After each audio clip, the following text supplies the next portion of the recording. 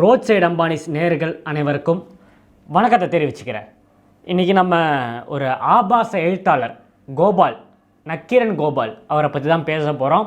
இதை பற்றி நான் பேச வேணாம், இதை கடந்து போகலான்னு தான் நினச்சேன். ஆனால் சமீபமாக பார்த்தீங்கன்னா எனக்கு நிறைய வர கமெண்ட்ஸு, நிறைய வர மெசேஜஸ் பார்த்தீங்கன்னா, ஏன் இவரை பற்றி நீங்கள் எதுவும் பேச மாட்டீங்க, நம்ம தலைவரை ரொம்ப தரைக்குறைவாக பேசியிருக்காரு, கோடான கோடி ரசிகர்கள் இருக்கிற ஒரு கட்சி தலைவரை அவ்வளோ ஈஸியாக அசால்ட்டாக வெட்டலாம், தூக்கலாம், அவனை கைது பண்ணலாம், இழுத்துட்டு வாங்க அவன் இவன் சொல்லி ஒரு மேலே பேசுகிறதும், அவனை வெட்டுவேன்னு சொல்கிறதும், அவங்க ரசிகர்களை கொச்சைப்படுத்தி பேசுகிறதும், நிஜமாலே உண்மையாக சொல்லணும்னா இதுக்கு முன்னாடி நான் 2 வீடியோ ஷூட் பண்ணேன்.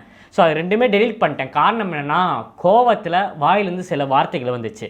எங்கள் அண்ணன் தலைவர் தளபதி அவர்கள் சொல்லியிருக்காரு, நாகரிகமான அரசியல் பண்ணணும், பேச்சுக்கள் கண்ட்ரோலில் இருக்கணும், நம்ம ஒருத்தரை விமர்சனம் பண்ணோன்னா அதுக்கு தகுந்த விஷயத்தை வச்சு பண்ணணும், தப்பான வார்த்தைகள் எதுவும் பண்ணக்கூடாதுன்னு சொல்லியிருக்காரு.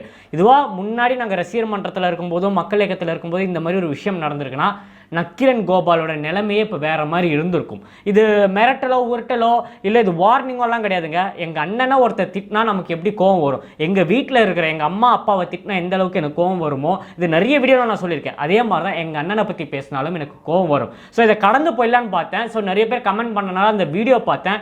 இந்த வீடியோ பார்த்தோன்னா இன்னும் கோவம் அதிகமாகிடுச்சு. ஸோ ஒரு வாட்டி ஷூட் பண்ணேன், நிறைய வார்த்தைகள் விட்டேன், சரி டெலீட் பண்ணேன். 2வது கண்ட்ரோல் பண்ணி பேசலாம்னு நினச்சி 2வது வீடியோவும் ஷூட் பண்ணேன், அதையும் ரொம்ப கோவத்தில் நிறைய விஷயங்கள் பேசிட்டேன். ஸோ இது 3வது வீடியோ, இது ஓரளவுக்கு கண்ட்ரோல் பண்ணி பேசுவேன்னு நினைக்கிறேன். வாங்க வீடியோக்குள்ளே போகலாம்.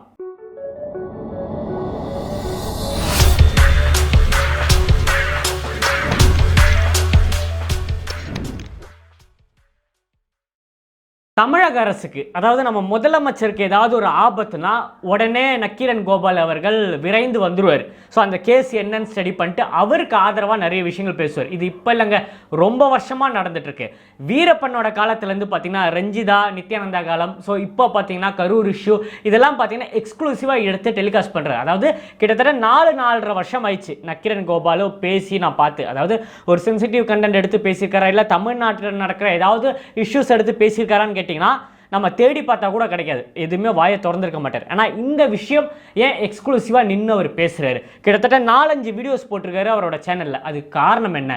ஸோ எல்லா சேனல்லையும் பார்த்தீங்கன்னா விஜய் அவர்கள் தப்பு பண்ணிட்டாரு, விஜய் அவர்கள் கொண்டுட்டாரு, அவரால் தான் செத்துருக்காரு, அவர் வண்டியில் லைட்டு போட்டது தப்பு, அவர் முன்னாடி பணங்கள் போது அவர் கண்டுக்கல, ஏகப்பட்ட குறைகள் அவரை பற்றி பேசுகிறார். அதுக்கு காரணம் என்ன? ஸோ இந்த மனுஷன் நல்லவரா? இதுக்கு முன்னாடி எத்தனையோ பேர் இறந்துருக்காங்க. கிட்டத்தட்ட தமிழ்நாட்டில் ஏகப்பட்ட இஷ்யூஸ் நடந்திருக்கு. தமிழக அரசை சார்ந்து நிறைய இஷ்யூஸ், நிறைய தவறுகள் நடந்திருக்கு. இதுக்கெல்லாம் பொங்கி எழுந்துக்காமல் வாயை மூடிட்டு இருந்த இந்த நக்கீரன் கோபால் ஸோ இந்த இடத்துல வந்து கத்துறதுக்கு காரணம் என்ன? சொல்கிறாரு, எங்க 41 உசுருங்க, விஜய் அவர்கள் வீட்லையோ, அவருக்கு பையனோ, அவர் பொண்ணோ, அவங்க ஒய்ஃபோ, அவங்க வீட்டில் யாராவது இது வந்திருந்தாலோ, இல்லை புஷியானந்த் அவர்களோ, இல்லை ஆதவ அர்ச்சனாக்கோ யாராவது குடும்பத்தில் இறந்துருந்தா அங்கேருந்து கிளம்பி இருப்பாரான்னு ஒரு கேள்வி கேட்குறாரு. ஸோ நான் இந்த நேரத்தில் கேட்குறேன், இதுக்கு முன்னாடி தமிழ்நாட்டில் கிட்டத்தட்ட இந்த 4 வருஷத்தில் பார்த்தீங்கன்னா 100க்கும் மேற்பட்ட பாலியல் வன்கொடுமை நடந்திருக்கு. குழந்தைங்கள்லேருந்து வயசானவங்க வரைக்கும் நடந்திருக்கு. ஸோ அப்போல்லாம் இந்த நக்கீரன் கோபால் எங்கே சார் போயிருந்தீங்க? ஸோ இதை இப்போ உங்ககிட்ட கேட்குறேன் ஜஸ்ட் இந்த விஷயத்துக்காக உங்ககிட்ட கேட்குறேன். இது நடக்கணும்னு நான் சொல்லலை. என்னென்னா, உங்கள் வீட்டில் இருக்கவங்களுக்கு, உங்கள் பொண்ணுக்கோ, உங்கள் ஒய்ஃபுக்கோ, உங்களை சார்ந்த யாருக்காவது ஒரு பாலியல் வன்கொடுமை நடந்திருந்தா நீங்கள் பேசாமல் இருந்திருப்பீங்களா? வாயை மூடிட்டு இருந்திருப்பீங்களா? ஸோ நீங்கள் அப்போல்லாம் வாயை திறக்காத நீங்கள் இப்போ கரூர் இஷ்யூ வரும்போது எப்படி சார் வாயை திறந்து பேசுகிறீங்க? ஸோ எனக்கு ஷாக்கிங்காக இருக்குது. கிட்டத்தட்ட 100க்கும் மேற்பட்ட வன்கொடுமை, பாலியல் வன்கொடுமை நடந்திருக்கு. ஸோ அப்போல்லாம் பொங்கி எழுந்திருக்கவே இல்லை, இவர் சைலண்டாக இருந்துட்டு இப்போ இந்த நேரத்தில் இந்த டைமில் பார்த்தீங்கன்னா உட்காந்துக்கிட்டு இந்தியா கிளிட்ஸுக்கு இன்டர்வியூ கொடுக்குறாரு, கலாட்டாக்கு இன்டர்வியூ கொடுக்குறாரு, அவர் சேனலில் பேசுகிறாரு. என்ன அர்த்தம், என்ன யூஸ்ஃபுல்லு? ஜட்ஜ்மெண்ட்டே வரல, கோர்ட்லேருந்து வரவே இல்லை. விஜய் அவர்கள் தான் இத்தனை பேரை கொண்டுட்டாங்கன்னு ஜட்ஜ்மெண்ட் வந்தால் நீ தைரியமாக உட்காந்து பேசு, இஷ்டத்துக்கு பேசு. ஜட்ஜ்மெண்ட் எதுவும் வரல. எல்லாருமே ஊர் மக்களே சொல்கிறாங்க காவல்துறை தான் காரணம்ன்ட்டு. ஸோ அதெல்லாம் நீ விட்டு தள்ளிட்டு அவர் சொல்கிறாரு, அந்த ஊரில் இருக்கவங்களாம் முட்டா பசங்களாக இருக்கிறாங்க, அவங்களுக்கு தெரிஞ்சு எப்படி சப்போர்ட் பண்ணுறாங்க. அப்போ உனக்கே தெரியுது மக்கள் சப்போர்ட் பண்ணுறாங்கன்ட்டு, அப்புறம் எப்படி நீ உட்காந்து அந்த அளவுக்கு பேசுகிறன்றது எனக்கு சுத்தமாக தெரியல. நிஜமாலே கோபமாக வருது. காரணம், அவர் எங்கள் அண்ணனை நீ கொலைக்காரன்னு சொல்லும் போதும் அவர் ரசிகர் மேலே வச்சிருக்க அன்பை நீ காருக்குள்ளே லைட் ஆஃப் பண்ணி ஆன் பண்ணுறாரு. அவர் உள்ள லைட் ஆஃப் பண்ணி ஆன் பண்ணுறாருன்னா அது எங்களுக்குள்ளே இருக்கிற ஒரு பாண்டிங். அதை கொச்சைப்படுத்தி பேசுறதுக்கு நீ யாருயா சொல்லு? வீரப்பனை வச்சு காசு சம்பாதிச்ச, ரஞ்சிதாவையும் நம்ம நித்யானந்தையும் வச்சு காசு சம்பாதிச்சேன். ஸோ இன்னொரு விஷயம், இந்த இடத்துல ஒரு முக்கியமான விஷயத்த நான் இங்கே எடுத்து சொல்லலாம். இந்த நக்கீரன் கோபால் ஆரம்பத்தில் நான் சொன்னேன் ஆபாச எழுத்தாளர்ன்ட்டு, எத்தனை பேருக்கு இது தெரியுன்றது தெரியல. ஆக்சுவலி இந்த ஆளை பற்றிலாம் நான் பெருசாக ஸ்டடியெல்லாம் பண்ணவே இல்லைங்க. இந்த மாதிரி விஷயம் சொன்ன உடனே யார் இந்த ஆள்? ஸோ நமக்கு தெரிஞ்சது இவர் பார்த்தீங்கன்னா இந்த பிட்டு படம் எடுத்த ஒரு கோபால். அதாவது நாங்கள் 90s கிட்ஸ், எங்களுக்கெல்லாம் அந்த டைமில் பயங்கரமாக வைரலான விஷயம் பார்த்தீங்கன்னா ரஞ்சிதா அவர்களதும் நித்யானந்த் அவர்களோட வீடியோ பார்த்தீங்கன்னா நக்கீரன் கோபால் உள்ள யாருக்குமே தெரியாமல் எடுத்து ரிலீஸ் பண்ணாருன்னு சொல்லி இது ஆன்லைன்ல சுத்துதுன்னு சொல்லி நமக்கு அந்த மாதிரி டைம்ல எங்களை மாதிரி பசங்களுக்கு அவர் அறிமுகமே அப்படிதான், விட்டு படம் எடுத்த கோபால்ன்ட்டு. ஸோ இப்போ அந்த பேர் அப்படிதான் இருக்கு. யாருக்கும் தெரியாத விஷயத்தை இப்போ நான் ஓப்பன் அப் பண்றேன். அவருக்கு ஒரு இன்னொரு புக் இருக்கு. இப்போ நக்கீரன் எப்படி போதோ அதே மாதிரி யாருக்குமே நிறைய பேருக்கு தெரியாத விஷயம் இருக்கு. சினி கூத்துன்னு சொல்லி ஒரு புக்கை வந்து லான்ச் பண்ணியிருக்காரு, ரொம்ப வருஷமா போகுது. அந்த புக்கை திறந்தாலே பார்த்தீங்கன்னா நடுப்பக்கம் திறந்தாலே பார்த்தீங்கன்னா ஆபாசமான படங்களும் ஆபாசமான விஷயங்களும் தான். அது எடுத்து சொல்ல வேண்டிய விஷயம். நம்ம சினிமா துறையில் என்னென்ன நடக்குது, அதுக்குள்ள யார் யார் கூட தொடர்புல இருக்காங்க. ஒரு மிகப்பெரிய எக்ஸாம்பிள் எடுத்து சொல்லணும்னா பைல்வான் ரங்கநாதன், உங்க எல்லாருக்குமே தெரியும். அவர் யூடியூப் சேனல்ல எவ்வளவு கொச்சையா பேசுறாரு, எத்தனை பேரோட குடும்பத்தை வந்து நடு ரோட்டுக்கு இழுக்கிறாரு, இல்லாத விஷயத்த உண்டாக்கி சொல்றாரு, அதை புதுசா ஒன்று கிரியேட் பண்ணி சொல்றாரு. இந்த மாதிரி ஒரு கேரக்டர் தான் அவர். அதை விட டபுள் மடங்கு இவரோட எழுத்துல இவர் காட்டுறாரு. எல்லார் விஷயமும் இந்த நடிகை இந்த நடிகர் கூட இருக்காங்க, இந்த நடிகர் இந்த நடிகையோட பெட்ரூம்ல இருந்தாங்க, இந்த மாதிரி விஷயங்கள்லாம் பண்றதுக்கு தனியாக நக்கீரன்ற பேர்ல பண்ண எக்ஸ்போஸ் ஆயிடுவோமே, நம்ம பேர் கெட்டுப்படுமேன்றனால சினி கூத்துன்ற ஒரு வேற ஒரு புக்கை ஆரம்பிச்சு அதுல பார்த்தீங்கன்னா இதை நடத்திட்டு இருக்காரு. ஸோ இவர் யோகியமா மானியமான்னு கேட்டிங்கன்னா சரி, இது அவரோட தொழில், அவர் ஆபாசமா நடத்துறாரோ விட்டு படம் எடுக்கிறாரோ ஏதோ ஒன்று பண்ணிட்டு போட்டோம்.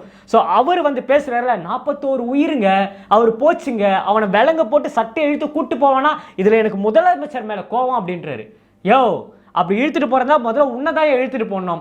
இந்தியன் வங்கியிலேருந்து 19 கோடி ரூபாய் கடன் வாங்கியிருக்க, இன்ன வரைக்கும் நீ அதை கட்டாம சுத்திட்டு இருக்கிற. கிட்டத்தட்ட 2006 நினைக்கிறேன் அந்த டைம்ல கடனை வாங்கிட்டு என்ன அதுக்கு பதில் சொல்றாருன்னா, அந்த வட்டி கூட கட்டல பேங்குக்கு. என்ன ஒரு சொல்றாருன்னா, கொரோனா வந்துச்சு, ஸோ யூடியூப் சோஷியல் மீடியாலாம் வந்துச்சு, அதனால புக்கு சேல் ஆகல, எங்களோட வருமானமே நின்று போச்சு.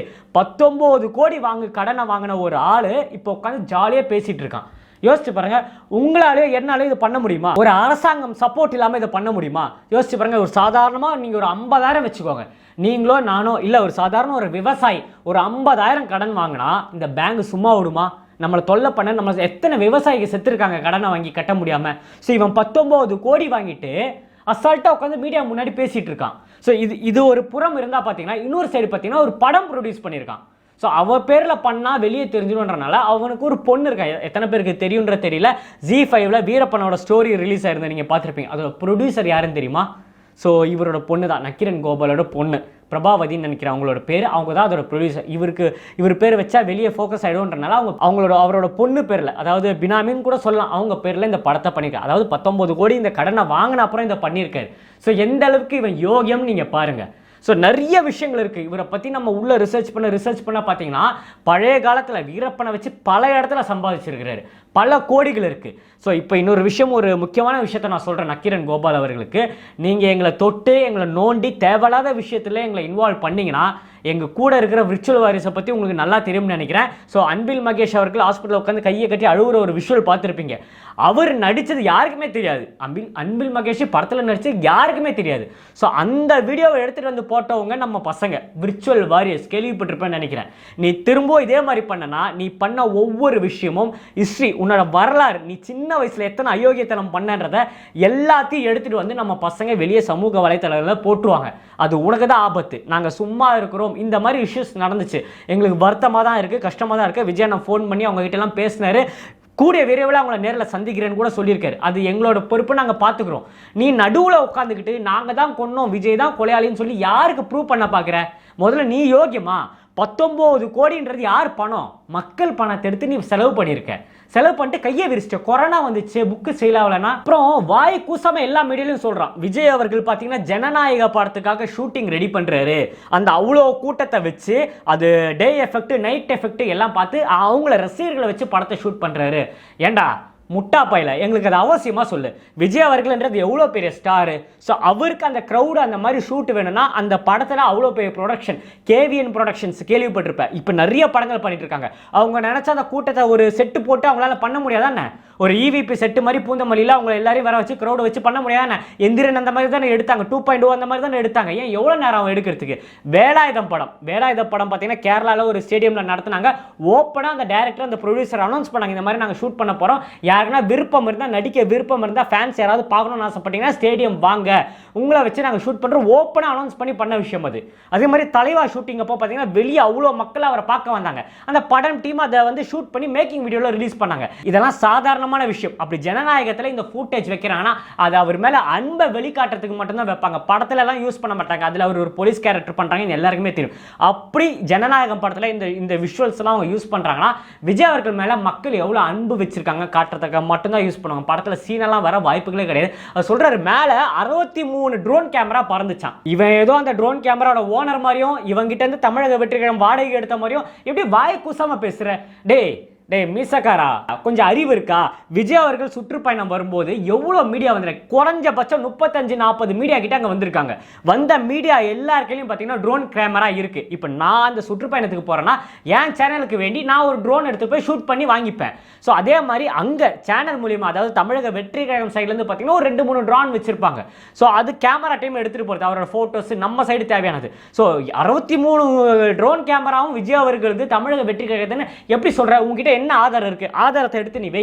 உன் கையில் ப்ரூஃப் இருந்தால் நீ பேசு. ஆமாம், நீ 133 யானைகளே இந்த ஈஷா வந்தனால தான் வந்து யானைகள்லாம் செத்துச்சுன்னு புருடா விட்ட வந்தானே நீ. கோயம்புத்தூரில் ஈஷா அது கட்டும்போது, அந்த சிவனோட ஸ்டாச்சு அந்த இடத்துல கட்டும்போது பார்த்தீங்கன்னா ஒரு பொருளை ஒன்று கிளப்பி விட்டான். அதாவது கிட்டத்தட்ட 133 யானைகள் கிட்ட இறந்து போச்சு. காரணம் இங்கே பார்த்தீங்கன்னா இந்த ஈஷா ஃபவுண்டேஷன் வந்தனால தான் சொல்லி ஒரு ஃபார்ம் ஒன்று எடுத்து படிப்பார். அதில் ஈஷா வந்தனால இவ்வளோ யானைகள் செத்துச்சுன்னே இருக்காது, ஆனால் இவரே அந்த பேரை ஆட் பண்ணி படிப்பார். ஸோ அரசாங்கத்துக்கு ஃபேவரான விஷயங்கள் எல்லாம் பேசி பேசி பேசி பேசி இப்போ 19 கோடி கடனை வாங்கி இந்தியாவுக்குள்ளே, அதாவது நம்ம எல்லாருமே சொல்கிறோம் விஜய் மல்லையாலாம் கடனை வாங்கி ஊரை விட்டு போய் எஸ்கேப் ஆயிட்டாருன்ட்டு. நம்ம ஊருக்குள்ளே ஒருத்தன் இந்தியா வங்கியிலேருந்து பணத்தை கடன் வாங்கி ஜாலியாக மீடியா முன்னாடி உட்காந்து ஜாலியாக பேசிட்டு சுற்றிட்டு இருக்கான். அவனோட பேர் தான் நக்கீரன் கோபால். ஸோ இதை நம்ம எங்கே போய் சொல்கிறேன்னு தெரியல. நிறைய விஷயங்கள் கேள்விப்பட்டேன். நிறைய பேர்கிட்ட விசாரிக்கும்போது என்ன சொன்னாங்கன்னா, இந்த ஆளோட வேலை வெறும் இந்த நக்கீரன் கோபால் மட்டும் கிடையாது, இந்த நக்கீரன் பத்திரிகை மட்டும் கிடையாது, நான் சொன்ன மாதிரி சினிக்கூத்து அந்த மாதிரி பேர் தெரியாத எவ்வளோ நிறைய விஷயங்கள் இந்த ஆள் வச்சிருக்காரு. அதாவது இதை விட இன்னொரு விஷயம் சொல்லணும்னா, நிறைய பேரை பிளாக்மெயில் பண்ணுறாரு. மேபி நித்யானந்த இஷ்யூ கூட அவர் பண்ணியிருக்கலாம். நிறைய பேரை வந்து வீடியோ எடுத்து வச்சுட்டு இந்த பாத்ரூம்லேருந்து வீடியோ எடுத்து வைக்கிறது, பெட்ரூமில் வீடியோ வைக்கிறது, இதெல்லாம் ஒரு தொழிலா? உன்னை பத்திரிக்கையாளர்னே சொல்ல முடியாது. அவரே சொல்கிறாரு ஒரு இன்டர்வியூவில், என்ன மூத்த பத்திரிக்கையாளர்லாம் சொல்லாதீங்கன்றது. ஆமாங்க, உங்களை சொல்லவே முடியாது. நீ ஆபாச பேச்சாளர், ஆபாச எழுத்தாளர், நீ இந்த பத்திரிகை துறையிலே இருக்கிறதுக்கு தகுதியே இல்லாத ஆள். பேசாமல் முதலமைச்சருக்கு செக்யூரிட்டி வேலையை பாரு, உனக்கு அதுதான் கரெக்டான வேலை. யாருக்கு தெரியும், அங்கே கூட போய் கேமரா வச்சாலும் நீ கேமரா வைப்ப. இன்னும் வருங்காலங்களில் ஆதாரம் இல்லாத விஷயங்களை பற்றி நீ பேசுனா தமிழக வெற்றி கழகத்தில் இருக்கிற விச்சுவல் வாரியர்ஸ் உன்னை துண்டு துண்டாக செதுக்கி உன்னோட விஷயத்தை வெளியே கொண்டு வந்துடுவாங்க. நீ பேசும்போது ஒரு மேடை நாகரிகம் சொல்கிற மாதிரி இப்போ சமூக ஊடகங்களில் பேசும்போது உன் நாக்கை கொஞ்சம் அடக்கிட்டு பேசு. இன்னொரு வாட்டி எங்கள் அண்ணனை பற்றி பேசுனா இன்னும் உன் வரலாறு, நீ என்ன பண்ணிட்டு இருந்த, நீ அந்த படம் ப்ரொடியூஸ் பண்ணுறதுக்கு என்ன பண்ண, உன் பொண்ணு எதனால் ப்ரொடியூசர் ஆனான்றது எல்லாத்தையும் லிஸ்ட்டு போட்டு சொல்ல வேண்டிய நிலைமைக்கு எங்களை தள்ளிடாதன்ற சொல்லி இந்த வீடியோ முடிச்சுக்கிறேன். ஸோ இன்னும் நிறைய வீடியோவில் சந்திப்போங்க. டாடா, டேக் கேர், பாய். நான் உங்கள் ஏஜே.